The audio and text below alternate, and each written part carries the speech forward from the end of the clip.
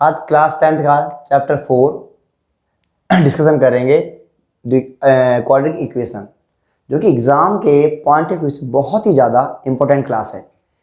इस क्लास के अंदर सबसे पहले हम देखेंगे क्वाड्रेटिक इक्वेशन कहते किसे हैं, द्विघात समीकरण कहते किसे हैं, जिसके अंदर हम सबसे बड़े फोकस करेंगे बेटा पावर को। मीन्स पावर हिंदी में कहते हैं इसे घात।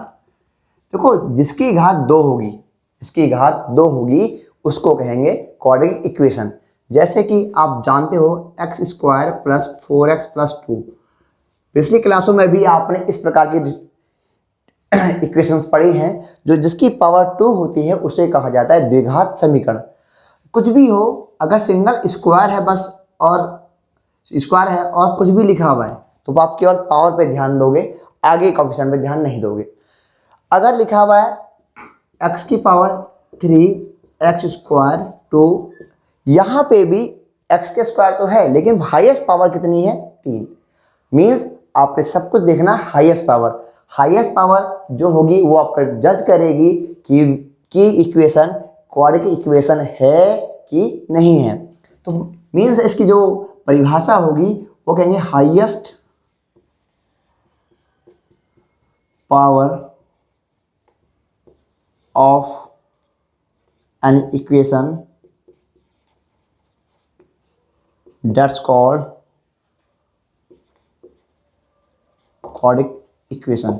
मतलब हाईएस्ट पावर है, हाईएस्ट पावर उसे क्या कहा जाएगा, द्विघात समीकरण कहा जाएगा। और ये द्विघात समीकरण नहीं है क्योंकि इसकी पावर कितनी है 3 है।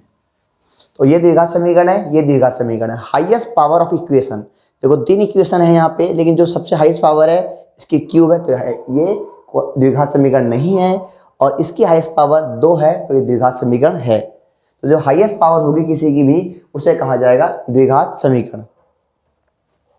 द्विघात समीकरण मैं पहले बताया था आपको, क्वाड्रेटिक इक्वेशन उसे कहते हैं इसकी बड़ी पावर 2 होती है। और x के स्क्वायर के आगे वाले को a कहते हैं, x के आगे वाले को b कहते हैं और इंडिपेंडेंट को c कहते हैं। x के स्क्वायर के आगे वाले को a, x के आगे वाले को b, इंडिपेंडेंट को c। इसका कहते हैं डिस्क्रिमिनेंट कहते हैं इसको। इसका फॉर्मूला होता है d = b² - 4ac। b की वैल्यू हमें यहाँ से मिलेगी, 4 फॉर a की वैल्यू हमें यहाँ से मिलेगी, c की वैल्यू यहाँ से मिलेगी। इसमें पुट करके सॉल्व हो जाएगा। और d जो होता है वो 3 टाइप्स में मिलता है। There are 3 way. First of all क्या हो, फर्स्ट कंडीशन क्या है, जब d = 0, जब d को सॉल्व करने के बाद आपका आंसर 0 आ जाए तो उस कंडीशन में क्या होगा, roots are real, roots are real and equal. मूल, रूट्स को कहते हैं मूल, मूल वास्तविक होंगे, वास्तविक तथा बराबर होंगे। d = 0 तो root, what is the means roots, what means मूल, ये फॉर्मूला डिसाइड करता है। जो हमारा इस इक्वेशन को सॉल्व करने के बाद आंसर आएगा उसे कहा जाता है मूल या रूट्स। हम केवल इसको ही सॉल्व करके बता सकते हैं कि इसका आंसर क्या आएगा। अगर हम कोई भी इक्वेशन, अगर d 0 आ रहा है, जो x को सॉल्व करने के बाद 2 आंसर्स आएंगे, दोनों इक्वल होंगे, इन आंसरों को कहा जाता है रूट्स। तो रूट्स जो होंगे बेटा वो इक्वल होंगे और रूट्स निकालना आगे फॉर्मूला हम सीखेंगे। सेकंड वे होता है इसका, जब d 0 से बड़ा होता है। 0 से बड़ा का मतलब चाहे वो प्लस में कोई भी संख्या, प्लस की कोई भी संख्या 0 से क्या होगी, बड़ी होगी। तो उस कंडीशन में क्या होंगे, roots are real and unequal, मूल असमान तथा वास्तविक होंगे।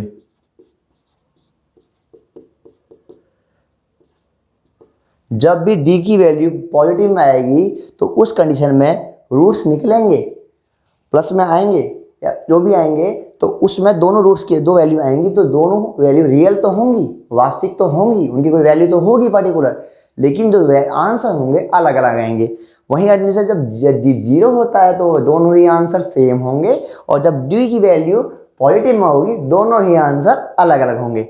और लास्ट कंडीशन है डी स्मॉलर देन जीरो, जब डी जीरो से छोटा होगा। छोटे से मतलब क्या है बेटा, जब डी की वैल्यू आएगी ना जो माइनस में आ जाए। वैसे ये केस बहुत रेयर होता है, ना के बराबर होता है। और ये जब डी की वैल्यू जीरो से माइनस में आ जाए तो सवाल वहीं छोड़ दो, आगे करने की जरूरत ही नहीं है। मीन्स ये है routes are impossible, route possible ही नहीं है, मतलब इस इक्वेशन को सॉल्व करना असंभव है। रूट्स आर इम्पॉसिबल, मूल असंभव होंगे, असंभव मीन्स आप इन्हें नहीं निकाल सकते। जब डी की वैल्यू लेस देन जीरो हो जाए, मतलब जब जीरो से छोटी हो, तो उसे आप नहीं निकाल सकते। लेकिन इन तीनों कंडीशन में जो बेटा सबसे ज़्यादा वैल्यू पूछी जाती है वो ये वाली है, क्योंकि मोस्ट इंपॉर्टेंट है एग्जाम के पॉइंट ऑफ व्यू से, क्योंकि ये सबसे ज़्यादा वैल्यू यही आती है। और ये भी वैल्यू आती है, लेकिन इसको पेपर में बहुत कम देखा जाता है, लेकिन पढ़ना तो ज़रूरी है। 1 मार्क्स से क्वेश्चन में या 2 मार्क्स क्वेश्चन में पूछ सकता है कि रूट्स इम्पॉसिबल कब होंगे, जब डी की वैल्यू लेस देन जीरो होगी, तो रूट्स क्या होंगे, लेस देन जीरो होंगे।